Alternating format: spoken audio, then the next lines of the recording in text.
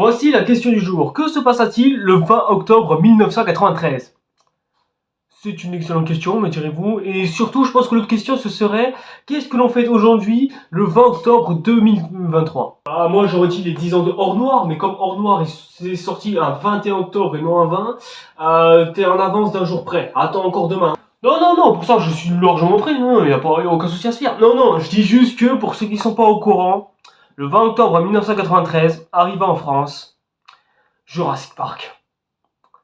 Oui les gars, vous ne rêvez pas, ça fait maintenant 30 ans jour pour jour que le monde s'émerveille devant ce classique du cinéma qui est Jurassic Park.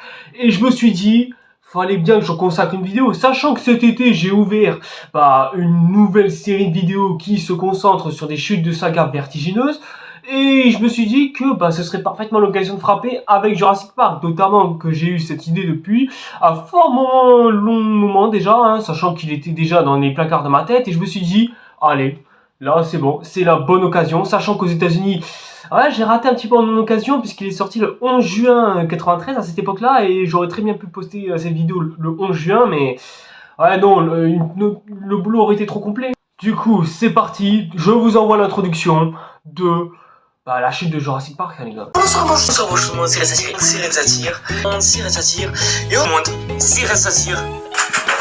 Je l'ai ouvert. Ah là, pas vous commencer. Il a l'air complètement traumatisé. Je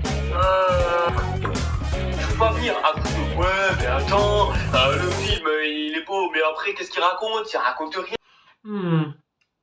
Peut-être que je devrais changer d'introduction spécialement pour les chutes de saga, comme ça au moins ça fera un petit peu différent. Et donc bonsoir et bonjour tout le monde, c'est Red Satire, et aujourd'hui cette fois-ci, nouvelle vidéo. Bon allez c'est bon, j'arrête le suspense, je vous l'ai dit en début de vidéo et c'est écrit dans le titre de la vidéo même.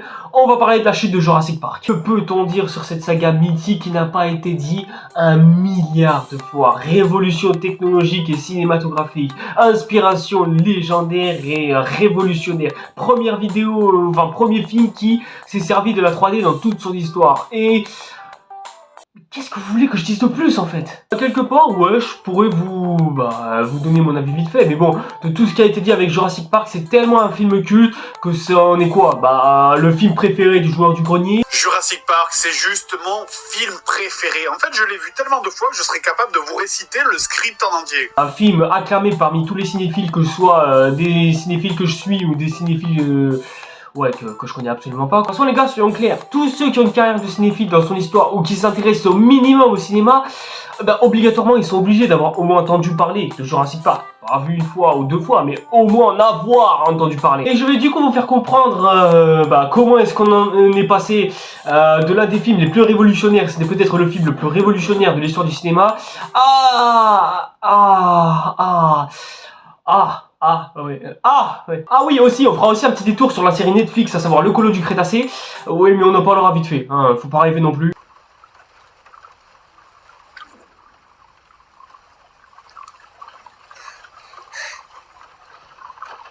Vous vous souvenez de mes deux vidéos précédentes qui parlaient de chacune des chutes respectives de leur saga? Sachez que cette fois-ci, pour une fois, les origines d'une saga sont en rapport avec un livre. Parce que oui, Transformers, c'est pas adapté de livre ou quoi. Pareil pour Pirates des Caraïbes. Non, là cette fois-ci, c'est pour de vrai. Jurassic Park, avant d'être un film à la base, c'est un bouquin. Voilà, au cas où l'info serait pas. L'auteur s'appelle Michael Crichton, et à part Jurassic Park, il a pas non plus fait des romans spécialement connu du grand public, et je pense même jusqu'à sa mort ils resteront à l'ombre. Mais bon, là n'est pas le sujet. En 1990, il publie donc son roman Jurassic Park. Il fera de même avec Le Monde Perdu 5 ans plus tard, en 95. Mais bon, ça on en parlera plus tard. Mais le plus important, c'est vraiment de se consacrer à son livre. Qui racontait quoi spécialement?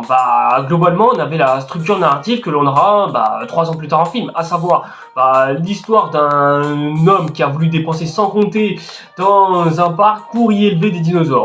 Ouais, une sorte un petit peu de zoo de Vincennes, sauf qu'à la place de ton petit lion préféré, il y a un dinosaure. Bon après, avec des animaux on le fait bien, donc pourquoi est-ce que...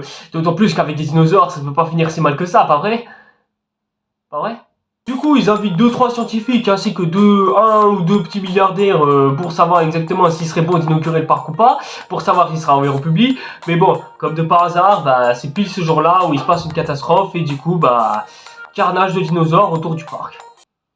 Et il y a 2 gosses impliqués dans l'histoire, mais bon, ça va. Ouais. Donc du coup, voilà, globalement, quand tu regardes le livre, tu te rends compte qu'il n'y a pas beaucoup de différence avec le film. On pourrait même presque se dire que c'est un copier-coller. Sauf que, non, pas du tout. Déjà, dans le bouquin, bah, on cite qu'il y a un volcan.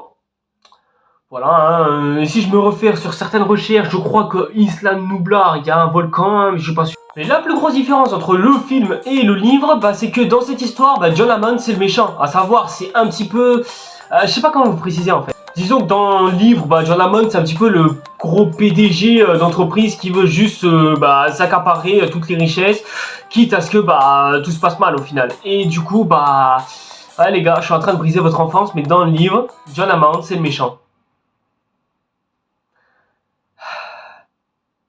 Mais bon, c'est pas grave, hein, Jurassic Park en film, c'est plus adouci, hein, ne vous inquiétez pas. Suite à cela, quand Steven Spielberg tombe sur le livre, bah, le gars, il est plutôt très étonné, hein, et à ce moment-là, Steven Spielberg, bah, ouais, il était déjà bien installé. Il avait déjà fait, bah, Les Dents de la Mer qui, ouais, bah, commençait à montrer le talent du gars. Il enchaîne ensuite avec E.T. l'extraterrestre et plein d'autres classiques que je ne peux vous citer, hein, et que vous connaissez tous par cœur de toute façon. Et comme ce dernier, on l'arrête pas, et surtout que, bah, le gars, il est animé par sa passion du cinéma, bien évidemment. Et cette fois, par contre, c'est pas ironique. Là, c'est vraiment vrai. Steven Spielberg a toujours été passionné de cinéma et je serai jamais ironique quand je dirai ça de toute façon. Suite à cela, donc, Amblin et Universal, bon, Amblin qui est le label de production de films de Steven Spielberg, décident ensemble de se lancer à la production du film Jurassic Park. Et du coup, bah, suite à une création d'animatroniques de dinosaures géants, bon, créer des animatroniques, c'était encore à la mode à cette époque-là, mais de trucs aussi gros que ça... ouais, c'était une première à cette époque-là, c'était une première. L'ensemble du film coûtait tellement cher que le prix en est estimé à 65 millions de dollars. Bon, ok, ça fait... C'est vrai, quand on regarde des films d'aujourd'hui, ça fait pas non plus beaucoup, mais si tu regardes tous les autres films qui sont sortis dans les années 90, c'est très cher. Ajoutons à ça aussi les tournages compliqués, mais bon, de toute façon les tournages compliqués, je pense que Hollywood en a largement l'habitude, parce que bah oui, tempête en Floride, mauvaises conditions météorologiques, des acteurs qui n'en peuvent plus, contrôler un animatronique géant de quoi, ouais, 5-6 mètres de haut, je sais pas combien ça mesure un T-Rex, hein. Mais malgré tout ça, l'équipe est solide et elle tient sur ses appuis. Déjà, rien qu'à la scénarisation, bah, on a l'auteur du livre, hein, ce qui est tout à fait logique, vu que c'est lui bah, qui connaît son livre, hein. Faut pas sous-estimer Michael Crichton, les mecs. Il est en plus de ça accompagné d'un parfait inconnu qui s'appelle David Cope, qui a fait beaucoup de films avant de s'attaquer à ce dernier, mais bon, ces films, je crois que pas beaucoup de gens les connaissent, hein, sauf peut-être les plus nostalgiques d'entre vous, mais à voir. A noter qu'il s'occupera quand même de la réalisation bah, du Spider-Man de Sam Raimi, ce qui est plutôt bien, et il s'occupera des 2 derniers opus d'Indiana Jones, hein. Ouais, comme quoi le talent, c'est comme le sgeg, hein, ça va, ça vient, n'est-ce pas, Carix? À la musique, on retrouve quand même notre cher et célèbre John Williams, que même lui, on n'est plus capable de le présenter, hein, tout le monde connaît son CV par cœur. Et bien sûr, aux animatroniques, comment est-ce qu'on ne peut ne pas citer Stan Winston? J'en avais déjà parlé dans ma vidéo sur Predator, mais ouais, Stan Winston est aussi une grande légende que ça. C'est quand même lui qui a non seulement banalisé l'animatronique, et je crois même qu'on peut le considérer comme le dieu de l'animatronique. À ce point-là, oui. Oui, et les fans de Star Wars, vous voulez être Zaf? Bah sachez que c'est Kathleen Kennedy qui s'est occupée de la première trilogie de Jurassic Park en tant que productrice. Ouais, c'est... je sais pas pourquoi je veux dire ça avec le sourire, mais voilà, juste pour les fans de Star Wars, je le dis et je leur casse les coups. Voilà, avec tout ça, t'as vraiment une équipe vraiment solide sur les appuis, et ce peu importe les catastrophes qu'ils ont dû affronter. Et laissez-moi vous dire que franchement, ça valait le coup. Malgré les 63 millions qu'a coûté le film, il rapportera quand même 1 milliard de dollars au box-office mondial. Et dit comme ça a l'air plutôt anodin, mais croyez-moi qu'à cette époque-là, en 1993, essayez de me citer des films qui ont atteint le milliard de dollars au box-office. Et c'est 404 millions de dollars rien qu'aux États-Unis, et on peut aussi compter le Canada, mais bon, on va juste dire les États-Unis parce que bah voilà, c'est quasiment la même chose. Et cumule chez nous en France 6 millions d'entrées. Et c'est un truc de ouf! Vous allez me dire, comment c'est possible que ça marche? Comment c'est possible? Eh bah, je peux vous l'expliquer facilement. Déjà, bah, le côté à devoir adoucir le film comparé au livre, bah, c'est une très bonne idée, puisque bah, Steven Spielberg a toujours été un peu plus tout public, hein, on se souvient d'E.T. l'extraterrestre, etc., etc. Et c'est vrai que nous faire un second Dents de la Mer, bah le gars il a déjà fait les Dents de la Mer et ça suffit amplement, je crois. Dans le livre, John Hammond est littéralement le PDG méchant, le cliché que l'on voit dans tous les films. Bah Steven Spielberg s'éloigne quasiment de tout ça et se crée presque une auto-identification de lui-même, à savoir un gars qui a des rêves tellement ambitieux qu'il finit littéralement dévoré par ces derniers, sans être dévoré par des dinosaures à la fin, mais bon. Que voulez-vous, c'est un vieillard, il a assez souffert comme ça. D'un côté, ensuite, d'autres personnages en couleur. On a Alan Grant qui déteste les gosses et qui veut faire son métier d'archéologue malgré le fait d'être passionné de dinosaures. On a Ellie Sattler, sa femme, enfin sa petite copine hein, pour l'instant, qui du coup l'accompagne hein, et qui, elle, au contraire, adore les enfants et aimerait en avoir, mais bon. On en parle, on y vient. On a notre cher professeur Malcolm, et le personnage préféré de la majorité des fans de cette saga, et qui aura fait rêver le cinéma de beaucoup de fans du cinéma, et qui, lui aura quelques mimiques assez intéressantes et assez drôles, et qui sera un putain de prophète sa mère pour balancer des phrases qui seront connues à travers l'histoire. On a deux gosses qui traînent parce que dans tous les films de Steven Spielberg, il y a toujours des gosses. Et on a le gars riche milliardaire qui veut faire son fin critique, qui a des soi-disant bons goûts et tout ça. Enfin bref, voilà, le gars que t'as pas du tout envie de supporter, qui se prend pour un gars distingué et qui se dit putain je vais faire une fortune avec le pavillon qu'il y a là-bas. Et ce qui fait qu'avec tous ces personnages qui sont autour d'une table à certaines reprises et qui discutent entre eux, non seulement ça crée une proximité et une ouverture d'esprit envers tout le monde qui débat autour de la question est-ce que c'est une bonne idée d'avoir des dinosaures dans un parc? Comment est-ce que ces derniers ont créé des dinosaures? Et même si on peut se dire qu'il y a des faits scientifiques qui sont faux, à cette époque-là on pouvait pas le savoir puisqu'on se posait pas ce genre de questions à cette époque-là. Parce que personne n'a pensé à ramener des dinosaures à la vie. Et que ce soit logique ou non dans la vraie vie, déjà ça permet de créer de la cohérence et de la logique envers ce film et qui se contente pas de faire ta gueule c'est magique, on a ramené des dinosaures uniquement parce qu'il fallait ramener des dinosaures, donc du coup tu fermes ta gueule. Et puis surtout, le cinéma n'est pas fait pour être réaliste. Voilà, je préfère vous le dire pour ceux qui le pensent ou quoi, mais non, le cinéma, ça a jamais été fait pour être réaliste. Voilà, au cas où vous le sauriez pas, hein, ou au cas où vous seriez naïf. Il y a aussi les gosses dans cette histoire qui, bon, certes, même s'ils peuvent être insupportables au début de film, au moins, plus t'avances avec eux dans le récit, plus non seulement t'arrives à trouver un attachement envers ces derniers, et aussi un petit peu d'empathie, surtout lorsqu'ils se font presque cuisiner par des vélociraptors dans une cuisine.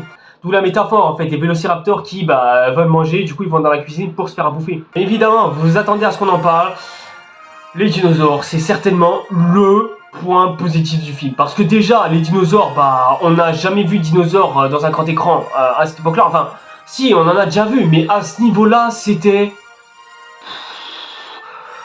En fait, c'est simple, c'est tellement révolutionnaire que je me demande si Jurassic Park, c'est pas le film le plus révolutionnaire de tous les temps. Déjà, les animatroniques sont sublimes et n'ont pas pris une ride en 30 ans. C'est abusé, c'est ouf. Les effets spéciaux assurés par ILM sont complémentaires avec les animatroniques créés par Stan Winston. Et le silence de John Williams...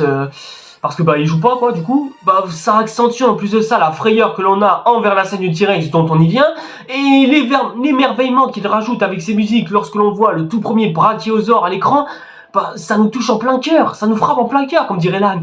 Frappe-moi en plein cœur. T'attends quoi pour me frapper au cœur? Et les autres dinosaures autour, ils sont soit merveilleux, soit atypiques, soit plutôt classe et plutôt beau, et surtout ça permet de créer une faune et une flore autour de cette île, ce qui la rend pratiquement unique en son genre, et c'est génial. Et forcément, vous l'attendez, on y vient, la fameuse scène du T-Rex, évidemment, je vais pas vous la présenter une énième fois, parce que tout le monde la connaît par cœur, tout le monde l'a déjà vu une fois, de toute façon, j'ai même pas eu besoin de re-regarder le film pour faire cette vidéo, tellement tout le monde l'a ancré dans sa tête, pour vous dire. Quand j'étais petit, ça m'a marqué au fer rouge, quand vous étiez petit, ça vous a marqué au fer rouge, bref... Ouais, je crois que le fer rouge, il est déjà assez présent, si vous voulez, je peux vous le montrer. Hein. Bref, je crois qu'à ce stade, on a déjà plus ou moins fait le tour. Du coup, je pense qu'on peut passer à la suite. Ah oui, parce qu'avec un tel succès, aussi phénoménal que ça, faut forcément s'attendre à une suite. Et c'est ce qui est bien évidemment arrivé. Du coup, voilà. Après l'énorme succès de Jurassic Park 1, forcément que Spielberg se consacre à son deuxième opus. Et il a l'air plutôt en bas. Et dites-vous même qu'il a forcé Michael Crichton à devoir écrire son deuxième volet. Parce que oui, si Michael Crichton voulait juste un seul opus de Jurassic Park, c'est juste Steven Spielberg qui lui a exigé exprès pour qu'il puisse en faire une suite.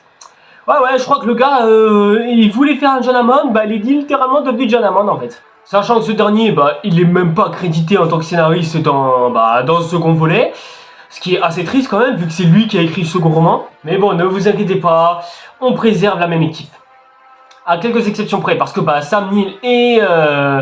comment elle s'appelle l'autre là, celle qui joue Emily Sattler, bah elle aussi est jartée du projet. Du coup bah on retrouve que Jacob Bloom et c'est déjà pas mal. Hein. Entre temps on nous présente d'autres personnages hauts en couleur qui soit font tous partie d'une même organisation militaire, soit font partie de cette même organisation militaire. Ouais, donc là déjà, tu sens qu'il y a un petit problème. Mais bon, de toute façon, comme le premier film était déjà rentable et qu'il a été l'un des plus gros succès des années 90, bah forcément, il faut à tout prix qu'on en fasse une suite. Donc du coup, se créer le monde perdu, après quoi, ouais, 50 productions et quelques, parce que le film il sortira en 1997, soit 2 ans après la sortie du deuxième bouquin, et ouais, du coup 5 ans après le premier opus. Et du coup, vous allez me dire, c'est quoi l'histoire principale? 4 ans après les terribles événements qui ont eu lieu au parc il y a quelques temps de cela. D'un côté, t'as John Hammond qui envoie 2-3 troupes pour savoir ce qui s'est passé avec les dinosaures du site B, à savoir Isla Sorna, parce que oui, hein, en parallèle de Jurassic Park, il y avait aussi Isla Sorna dans l'histoire. Malcolm s'incruste dans l'histoire après avoir eu une discussion avec nos 2 enfants qui ont grandi, et je remarque auprès de la fille que... Putain, c'est vraiment dommage que j'étais pas né à cette époque-là parce que... ouais, non, je pense qu'on aurait une belle relation entre nous. Ce dernier dit que c'est une mauvaise idée parce que ce gars est un prophète, je vous rappelle. Mais surtout, il y a un petit problème. Sa petite copine est sur une île. À savoir Isla Sorna. Oh shit, here we go again. Et entre temps, on a aussi une gamine qui sert à rien parce que je vous rappelle que Steven Spielberg, il aime bien introduire des enfants dans sa saga. Voilà, même dans beaucoup de ses films.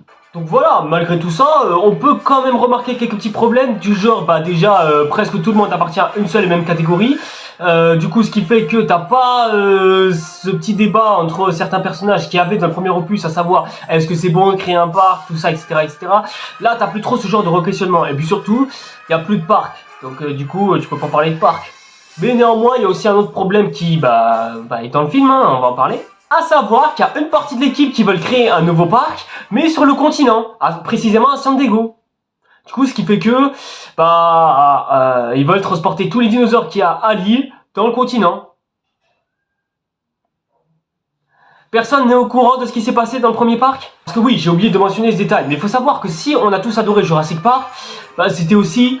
pour son grand questionnement autour de la nature. Ça a même été la même de Jurassic Park et de toute la saga. Parce que si on regarde bien, Jurassic Park, ça entretient une relation particulière avec la nature. À savoir que la nature, c'est un bien qu'il faut préserver et qu'il ne faut pas trop y toucher. Sinon, ça peut aboutir à de terribles conséquences, comme on l'a bien vu avec le parc. Et ça, c'était quelque chose qui était très débattu, surtout dans le premier opus. Et dans le deuxième, c'est aussi amené, mais il y a des fois où c'est un petit peu amené sur du divertissement à certains moments, et soit du divertissement qui peut être divertissant, hein, qui est un petit peu le but, mais qui du coup rend ce film un peu plus plat sur son message, et surtout sur son débat de est-ce qu'il faut laisser les dinosaures vivre ou non. Du coup, c'est à peu près aussi ça le problème de ce deuxième opus. Parce qu'il faut savoir une chose à propos de ce dernier. Plus le projet avançait, plus tu sentais que Steven commençait à en avoir un petit peu ras-le-bol de son film. Et ça se transpire rien que de ce qu'il écrit et de ce qu'il réalise. Dans tous ses films, Steven Spielberg a toujours eu ce don de soit nous faire intéresser à l'histoire qu'il nous racontait,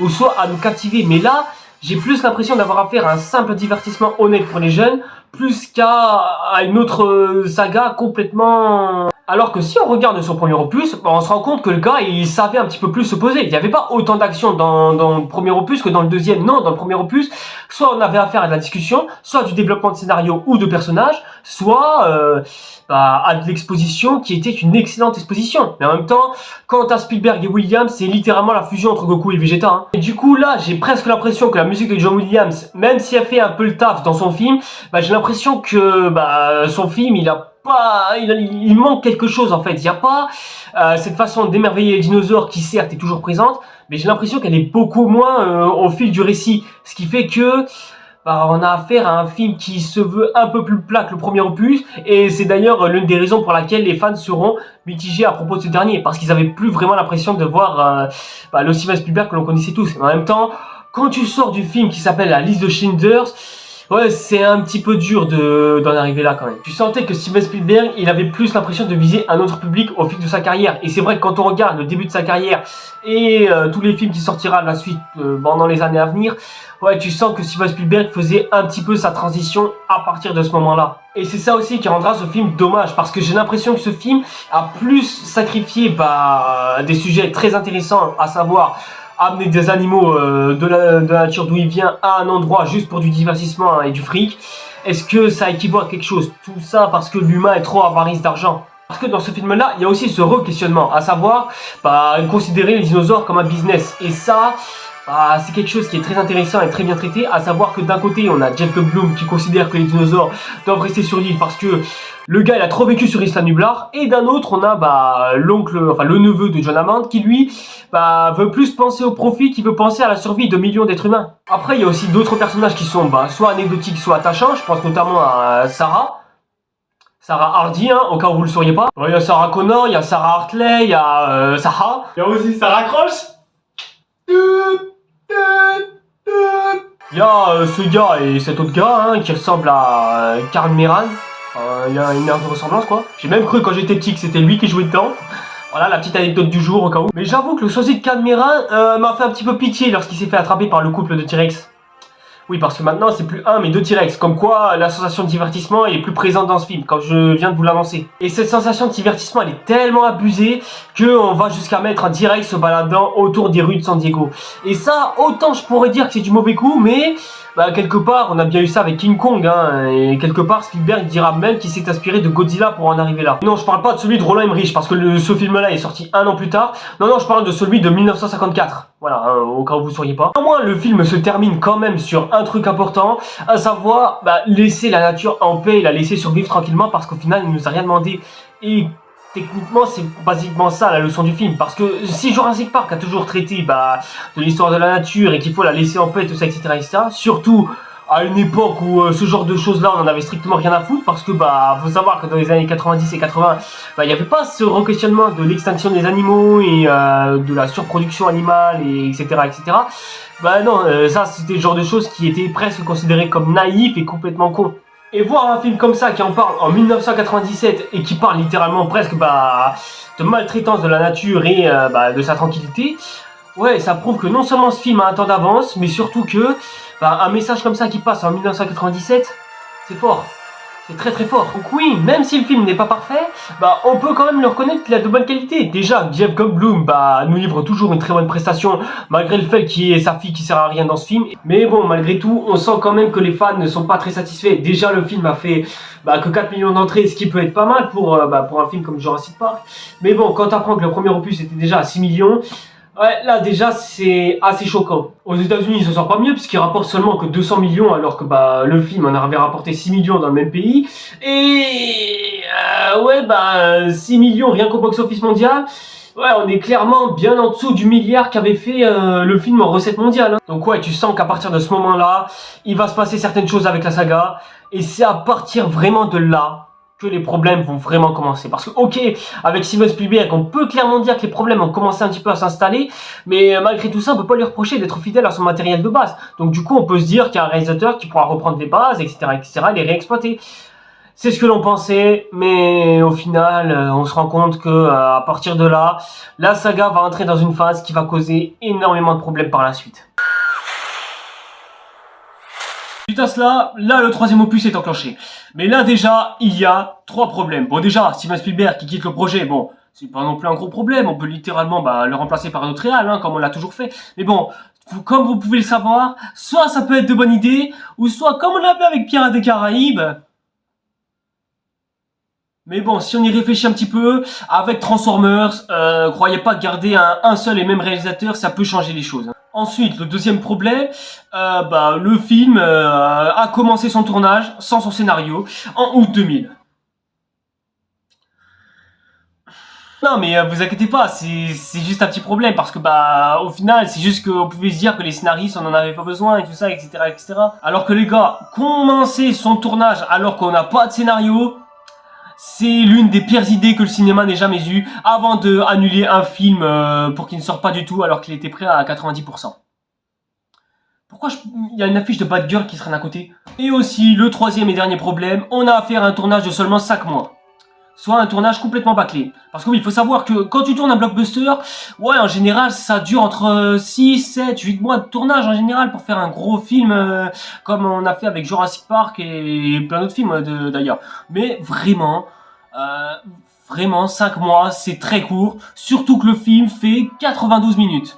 Ce qui fait officiellement de Jurassic Park 3 le film le plus court de tous. D'ailleurs, on retrouve plus du tout la même équipe que l'on avait précédemment dans les films précédents. Non, cette fois-ci, on la change complètement à la place de Steven Spielberg. Bon, qui était prévisible qu'il quitte le projet parce que fallait bien qu'il enchaîne avec d'autres, mais il préfère quand même rester producteur pour se rembouiller quelques caisses et faire ses propres films de son côté.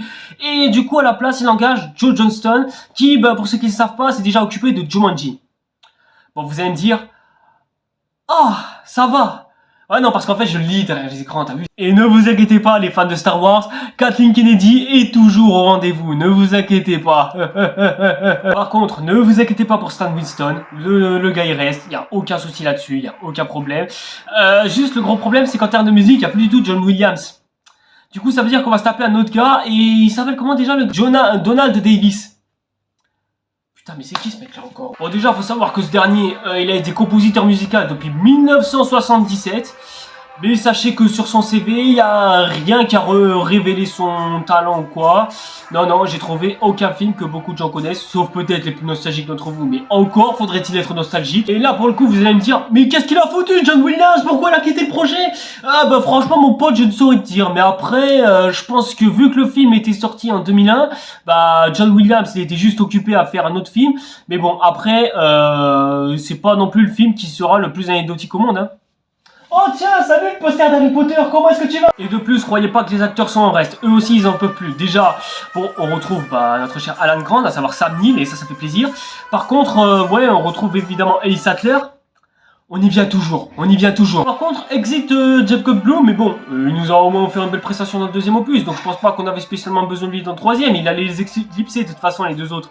Et entre temps, on retrouve soit des acteurs qui ont des rôles anecdotiques, soit qui n'ont pas du tout percé dans le milieu du cinéma, contrairement à ce que veulent nous faire croire leur carrière. Autant on a un nouveau Calmerade dans l'histoire qui est devenu moustachu.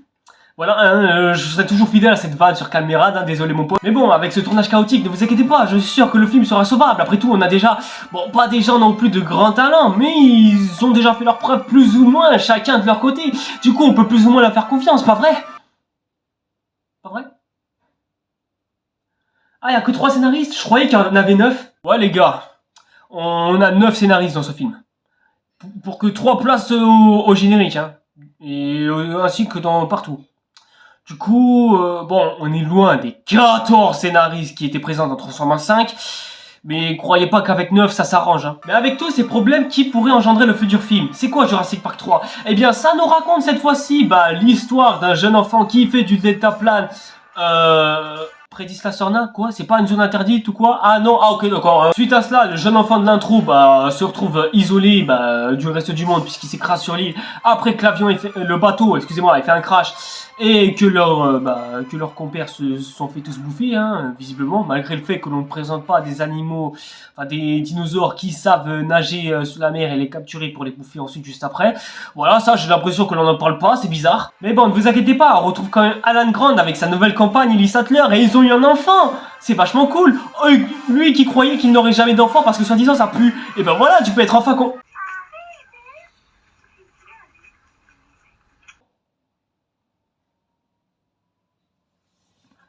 Mais Jamel a raison. Mais dites-moi pas que c'est pas vrai. Dis-moi pas que c'est pas vrai. Donc là, le film, il vient à peine de commencer depuis même pas 5 minutes. Et vous dégagez déjà une relation amoureuse, putain. Et le pire, c'est qu'ils s'entendent bien. Mais pourquoi est-ce que d'un coup, les deux, ils parlent de bébé et ils disent qu'ils veulent faire une vie ensemble et ils ont l'air très amoureux l'un envers l'autre et tu sens qu'ils peuvent être ensemble à tout moment et que d'un coup, il y a un mari qui est là, qui casse les couilles et qui sert à rien dans l'histoire et qui ne dit même pas un seul dialogue. Mec, d'où tu sors? D'où tu l'as rencontré? Vous vous êtes croisés dans une école ou quoi? C'est quoi l'histoire? Je comprends pas. En plus, regarde ta tronche, putain, t'es moche, au point que même la caméra, elle veut pas te regarder. Elle est plus concentrée sur le couple préféré de Jurassic Park. Donc qu'est-ce que tu viens foutre là, mec? Qu'est-ce que tu viens t'incruster là? Et du coup, il est à qui ce bébé? Est-ce qu'il est à Alan? Est-ce qu'il est à Ellie? Il est à qui ce bébé? Est-ce qu'il est... Bon, je sais qu'il est à Ellie, mais est-ce qu'il est à son con de mari qui sort de nulle part, cette espèce de tête de tronche de pancake là? Non, excusez-moi, j'étais un petit peu zaref, mais c'est juste que j'ai vécu ce genre de choses des centaines de fois dans ma vie que... Ouais, non, à un moment donné, ça commençait à me casser les couilles, mais bref. Reprenons la... Mais étant donné que ce dernier fait toujours son boulot d'archéologue avec son nouveau bras droit, Billy, qui, par contre, je préfère vous prévenir, c'est le meilleur personnage du film. Vous allez comprendre pourquoi. Et entre temps, on a les Kirby, à savoir une famille, composée d'un homme et d'une femme qui veulent survoler Isla Sorna pour des raisons inconnues, visiblement juste pour explorer l'île et juste pour le voir. Et ils sont accompagnés de 3 gars militaires qui non seulement ont l'air d'avoir beaucoup d'expérience sur leur CV,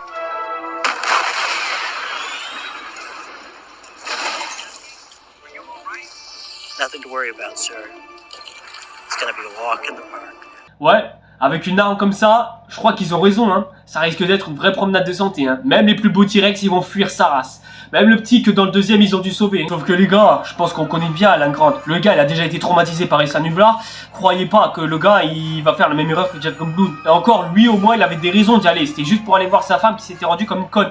Du coup, ne vous inquiétez pas, même si Alan Grant n'a pas de femme pour avoir une raison d'aller sur cette île, croyez pas que le gars, il va... Et il signe le chèque.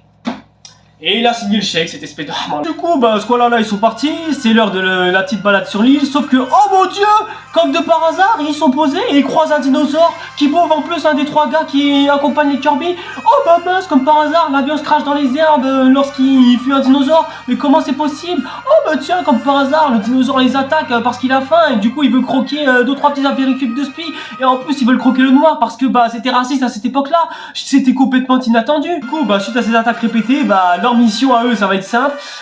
Quitter l'île immédiatement avant que les dinosaures les bouffent.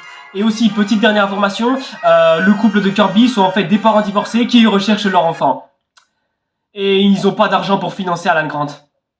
Du coup, c'est un homme qui s'appelle Alan Parrish et qui est coincé dans une jungle. Ouais, et je oublié de préciser que c'était réalisé par Joe Johnston. Oui, vous vous souvenez du fameux gosse qui, s'est craché au milieu de l'île parce que son bateau s'est fait bouffer par des dinosaures? En fait, c'est ce même... Donc voilà, là tu te comportes, non, pas tu te comportes, mais disons que t'es face à un film qui a un seul et unique problème. Son scénario, qui, tu sens que non seulement ça a été écrit par 9 scénaristes et que ça a été bâclé, parce que le film, t'as l'impression qu'il raconte quelque chose, mais qui en fait raconte rien. À chaque fois qu'il a une idée, tu te dis, putain, ça peut être une bonne idée. Et en fait, non, tu te gourres, cette idée n'a jamais été exploitée dans l'histoire, parce qu'il y a juste un autre scénariste qui a décidé de ramener sa tronche. Par exemple, le coup du dinosaure aquatique. Dans ta tête, tu peux te dire, putain, c'est une bonne idée. En plus, on n'a pas vu, des dinosaures aquatiques, du coup, ça peut être sympa. Sauf que le problème, c'est que le film a décidé de le bâcler. Du coup, résultat, t'auras pas de dinosaures aquatiques dans ton film. Et le coup d'un petit garçon qui se perd dans une île, dit comme ça peut être une bonne idée, mais à la place t'as des scènes comme ça par exemple. Okay, you're free. To go to hiring an expert if we're not going to use his advice. Yeah, except Dr. Grant isn't looking for Eric. He's looking for the coast. Okay, fine. Go ahead and scream. And then when that tricycloplots attacks you, don't come crying to me. Don't worry about that. What? Nothing. What did you say? Never mind. What did you say? If we split up, I'm going. Je ferai exactement comme Caméra de Moustachu, je ferai la même chose. Et quand tu t'attends à une belle scène avec le T-Rex, comme t'en as toujours eu dans chaque film Jurassic Park,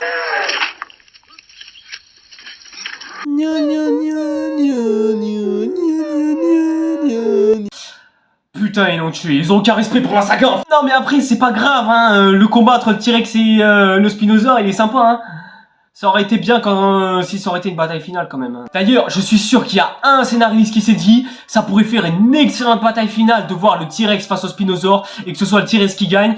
Sauf qu'il y a un autre scénariste qui a buté l'idée.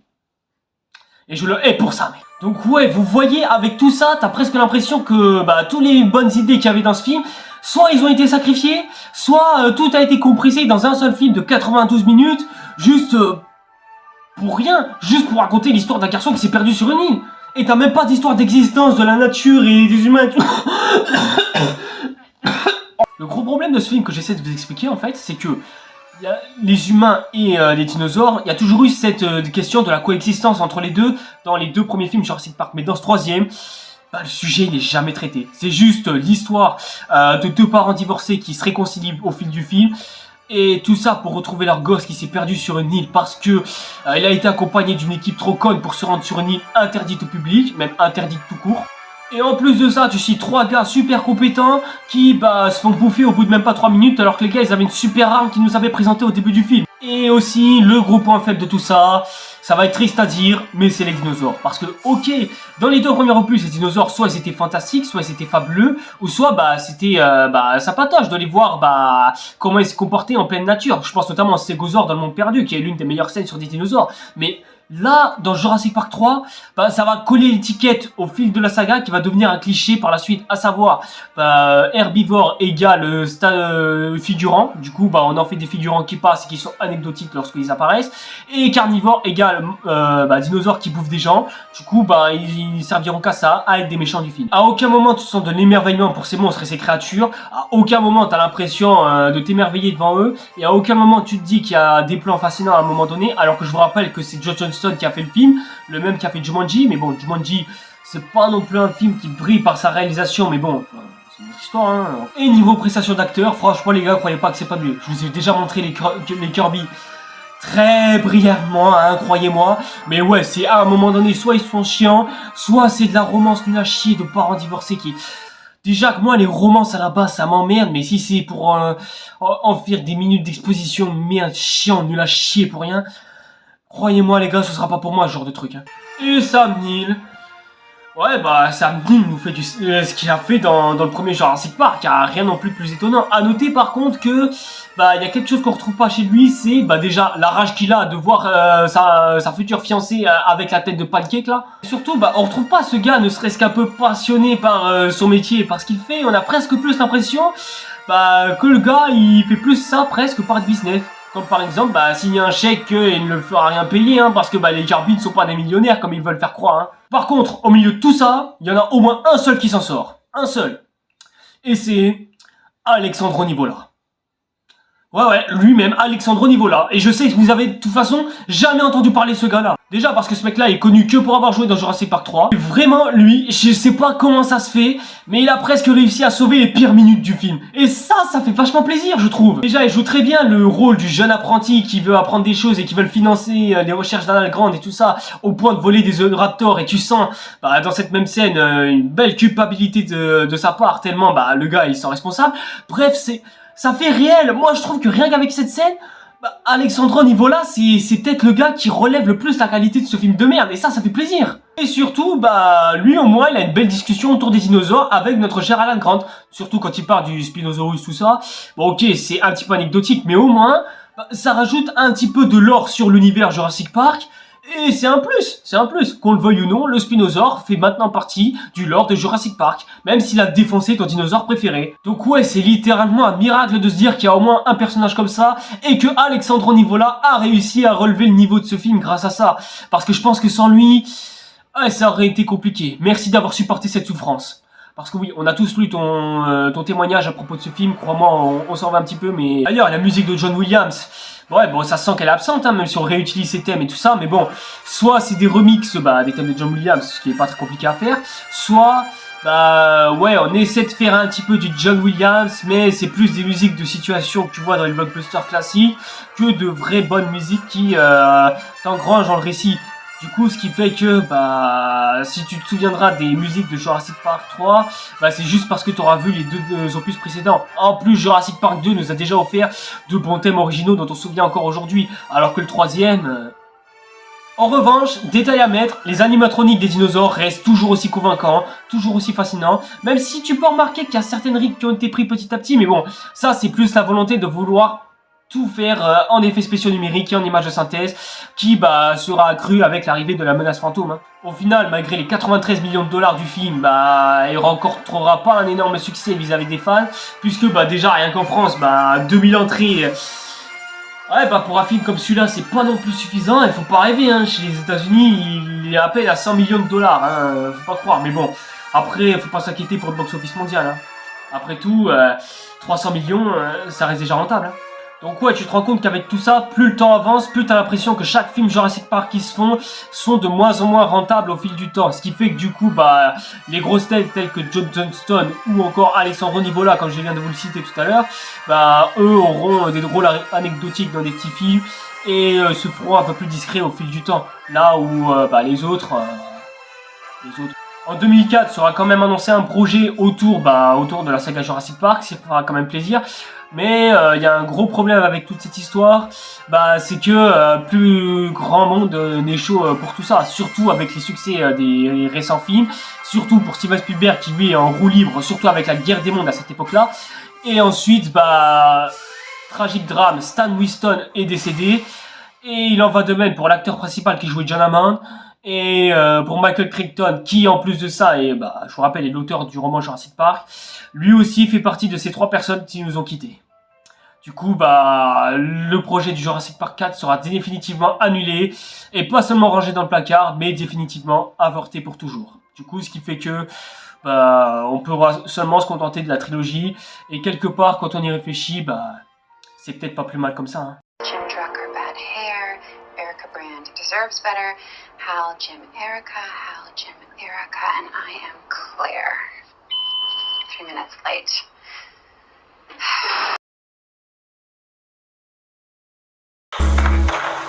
C'est trop sale, t'as fait trop de sale. C'est dommage, car j'étais un bon gars, mais je suis devenu un bandit. Le OG, le million expert en paix.